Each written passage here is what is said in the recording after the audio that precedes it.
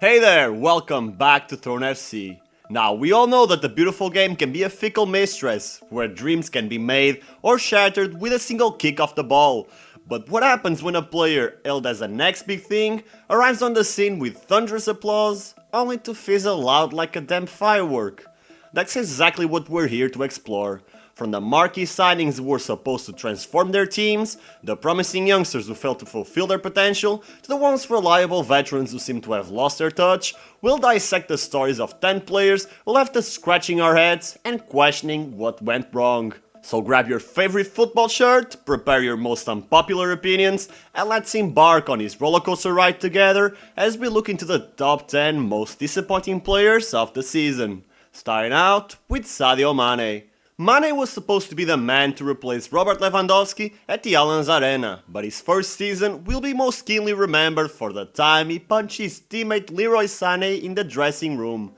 This wasn't the only instance of off-field strife either. It was reported that Mane had a tumultuous relationship with Julian Nagelsmann prior to his sacking, while the club also privately raised concerns about his fitness in March. Playing centrally didn't seem to suit him at all, and a readjustment is needed this summer if Mane is to reproduce the form he showed at Liverpool for so many years. It doesn't seem like he has his place at risk in Bayern, since he has apologized for his poor behavior, but perhaps going back to England will light the fire back in Mane, with Liverpool, Chelsea, Newcastle and Arsenal looking like the prime candidates to sign the Senegalese player.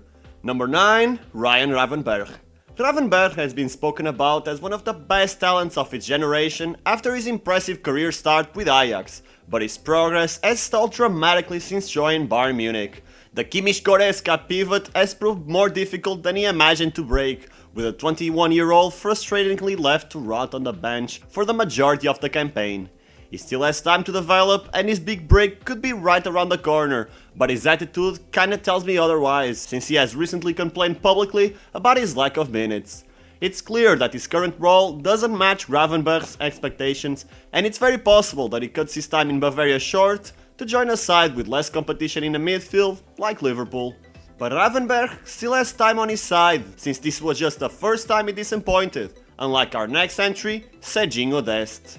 After failing to convince multiple coaches in Barcelona, Xavi sent Dest back into Italy, with hopes that a loan move to Milan would be the ideal way to get the American star back to his best. Instead, the loan spell has just raised more question marks over whether Dest is good enough to play at an elite level. He started a few games at the beginning of the season, but regularly saw himself substituted at halftime.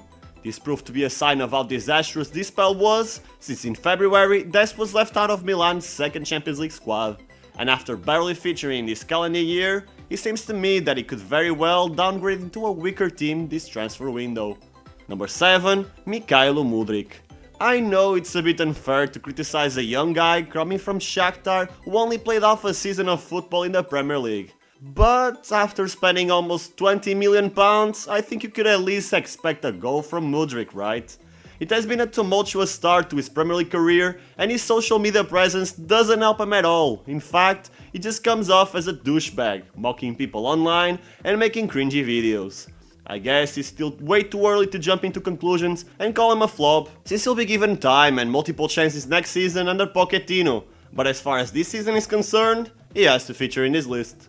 Number 6. Calvin Phillips. It really is up to debate if the dominance that Man City has showed in these last couple of years is good or not for the Premier League. However, keeping all the stars from the smaller Premier League teams and then not playing them is really detrimental to the competition.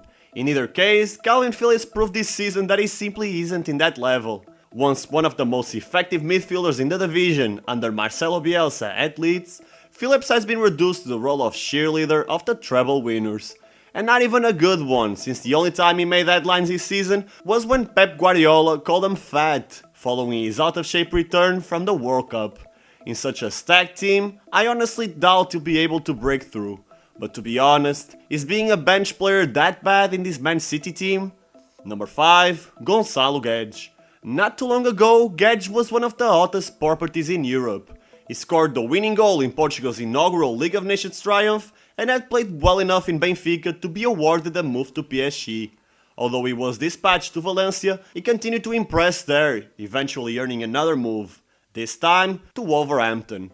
At first sight, it seemed like he was just going there to jump to a bigger team, but that couldn't be more distant from the truth. After just half a season with Wolves, he got his move, just not to any Premier League giant. He was sent to his boyhood club Benfica in order to bounce back after a poor start to the season, but things continued to go downhill. Gage was out for 2 months and barely impacted Benfica's title win. He will get another chance with Benfica next year, but I don't think we can expect much more than just solid performances in the Portuguese league. Number 4. Fernando Torres. £67 million. That's a number of money both City and Barca have plunged into the Spanish striker. And although you can say he was decent at the Etihad, the same can't be applied for his time at Barca. Just like many other names in this video, Ferran didn't have the best first season with his new club, but there were high hopes that his past season would be his breakthrough one. However, despite playing almost double the matches this season, he was even less prolific, dropping from 13 goal contributions to just 10. Barca have already given up on him, and it's expected that he'll leave this transfer window, and definitely not by the value of his release clause. Number 3. Paul Pogba. What a shame. I honestly thought Pogba would be back to his old self when he returned to the club that truly elevated him to world-class level. But unfortunately, injuries just keep getting the better out of the French prodigy. Although the former Manchester United star cannot be blamed for his body failing him, football is a cruel world and there is no way to spin the old lady's decision to hand him a fat contract as anything other than a disaster of epic proportion. In fact, Pogba didn't even make his first start until May, and even then he only lasted 23 minutes against Cremonese due to an injury in his quads. He left the field that night with tears in his eyes, likely the emotion of a turbulent season boiling over. His mental state is simply not alright, he even has his own brother plotting against him, so I hope that he can resolve his issues soon and perhaps build a new story in a new place. Any Saudi clubs interested? Number 2. Marco Corella. Oh boy, I really saved up the best 2 entries for the end, or should I say the worst for the end. Either way, to say that Cucurella's time at Chelsea was underwhelming would be a massive understatement, and his struggles at the highest level should act as a warning to both Alexis McAllister and Moises Caicedo, who are about to experience a completely new level of expectations this following season. I mean, Cucurella looked like a world beater for the Seagulls last season, but he's been a fish out of the water in the bright lights of West London. After costing a whopping £63 million, everyone expected a game changer who could defend really well, but also be an efficient chance creator. Well, defensively he has left a lot to be desired, especially in the most challenging matches, while also being criticized for his overly safe passes. Unlike Modric, I don't think he needs another chance. He has been given plenty of time to step up, and he never did. Back to Brighton, I guess? And number 1, the iconic R9, Richarlison. Don't take me seriously, guys. Although he shined in the World Cup and many people tried to push the idea that it was the coach's fault that he couldn't perform well with Spurs, let's be honest for a second. Has Richarlison ever been world class in his career?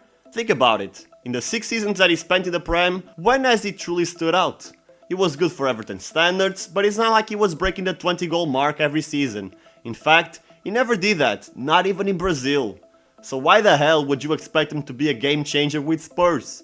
He doesn't even appear to be a focused player, an example of a good professional. He openly criticizes coaches, he barely scores goals, and the peak of his season with Spurs was perhaps the most ridiculed moment in Premier League history. After finally ending his wait for a Premier League goal and tying the game against Liverpool, he pulled out all the stops for his celebration, popping his shirt straight off, shushing the Liverpool fans, and even pulling out his signature constipated pigeon celebration.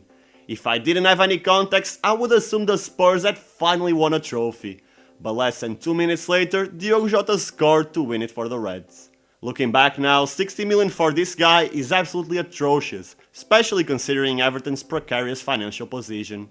And that's it, do you agree with my selections? If you did, leave a like on the video as it really helps getting it pushed to more people. And if you didn't agree with some of the things I said, leave your opinion in the comments and let's have a discussion.